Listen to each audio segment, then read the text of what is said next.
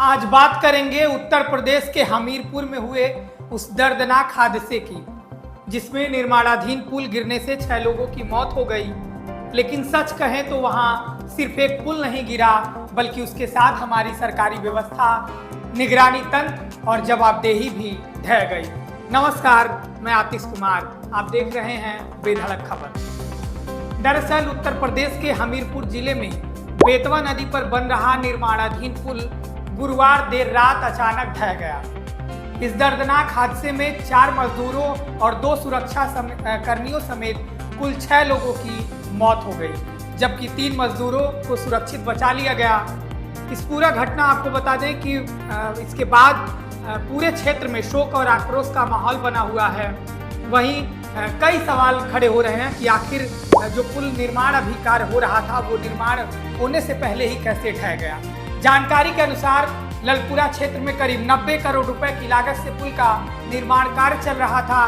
गुरुवार रात 7 मजदूर जो गर्डर पर केबल काटने और बेयरिंग लगाने का काम कर रहे थे। इसी दौरान मौसम खराब होने लगा और तेज आंधी तूफान आ गया।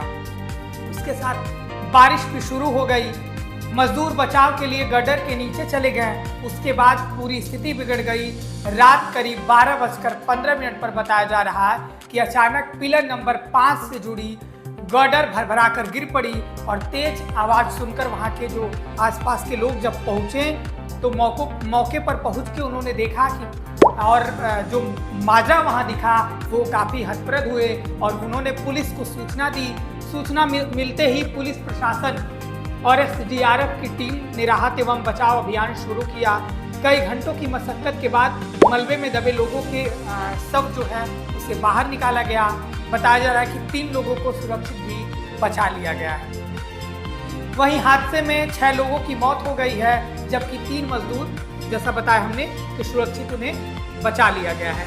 घटना ने निर्माण कार्य की गुणवत्ता पर, ये पूरा मामला निर्माण कार्य की गुणवत्ता, सुरक्षा मानकों की जिम्मेदारों पर, जो अधिकारी थे उनकी कार्यप्रणाली पर गंभीर सवाल खड़े कर दिए हैं। प्रशासन ने मामले की जांच के आदेश दे दिए हैं। जाहिर तौर पर जब कोई ऐसी घटना घटती है तो जांच का बहाना बना करके उसे बता दिया जाता है कि अब जांच होगी, कड़ी कार्रवाई होगी, लेकिन फिर वही उसी घटनाओं की पुनरावृत्ति होती रहती है। आपको बता दें कि 90 करोड़ रुपए की लागत से 2 लेन का पुल बनाया जा रहा था। पुल की लंबाई करीब 700 मीटर थी और इसका निर्माण मार्च 2024 में शुरू हुआ था। परियोजना को दिसंबर 2026 तक पूरा किया जाना था। यही तो लक्ष्य था कि 2026 में इसे पूरा किया जाएगा, लेकिन देखिए ये पुल भरभरा कर गिर गया ताश की पत्तों की तरह।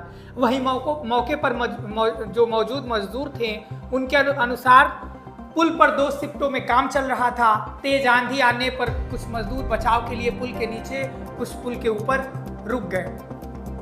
इसी दौरान अचानक स्लैब और संरचना का हिस्सा ढह गया, जिससे कई लोग उसकी चपेट में आ गए और उसमें 6 लोगों की मौत हो गई। वहीं जो कार्यदायी संस्था है सेतु निगम ने शुरुआती तौर पर हादसे की वजह आंधी तूफान को बताया, लेकिन विभागीय सूत्रों और स्थानीय लोगों का कहना है कि निर्माण कार्य में गंभीर लापरवाही है। आरोप है कि ठेकेदार ने लागत बचाने के लिए कमजोर सपोर्ट सिस्टम लगाया था, जो तेज हवा और दबाव, जो तेजी से हवा चला उसका दबाव नहीं झेल सका। उसके बाद परिस्थिति जो बनी, उसके बाद कई सारे सवाल खड़े हो रहे हैं कि आखिर ये क्या व्यवस्था है जो एक पुल भी नहीं सही से बना पा रही है। हादसे के बाद सेतु निगम ने 3 सदस्यीय जांच समिति बनाई। विवाद इस बात को लेकर खड़ा हो गया कि जिस परियोजना की निगरानी कानपुर के सीपीएम वीके सेन कर रहे थे, उन्हें भी जांच प्रक्रिया से जोड़ दिया गया।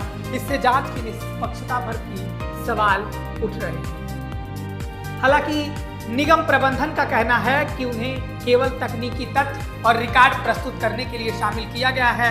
ये सेतु निगम से सफाई भी आई है। फिलहाल अगर पूरा मामला आप देखें तो कैसे एक पुल बनता है और 2026 में उसका जो प्रोजेक्ट था वो पूरा करना था, लेकिन वो भरभरा कर गिर जाता है। यूपी से लेकर बिहार, झारखंड, जम्मू कश्मीर, अलग अलग अगर आप राज्यों में देखेंगे तो साल दर साल पुल लगातार गिरते आते हैं और आखिरकार ये सवाल बड़ा खड़ा होता है गंभीर कि जो और देश हैं उनमें ऐसी घटनाएं क्यों नहीं देखी जाती? क्या भारत में ही आखिर ऐसी व्यवस्था जर्जर क्यों बनती जा रही है कि जहां देखो तहां विकास के नाम पर पुल भरभरा कर गिर जाते हैं? ये पुल नहीं गिरते बल्कि सरकारी व्यवस्था, सरकारी सिस्टम, वो व्यवस्था की साख दांव पर लगती है और वो साख गिरती जाती है। फिलहाल हमारी भी नज़र बनी रहती है कि क्या कार्रवाई इस पर कुछ होती है या फिर इसे जांच के बहाना बना करके जांच का और इसे भी मामले को ठंडे बस्ते में डाल दिया जाएगा। अभी के लिए इतना ही। आप देखते रहिए बेधड़क खबर। मैं था आपके साथ आतिश कुमार।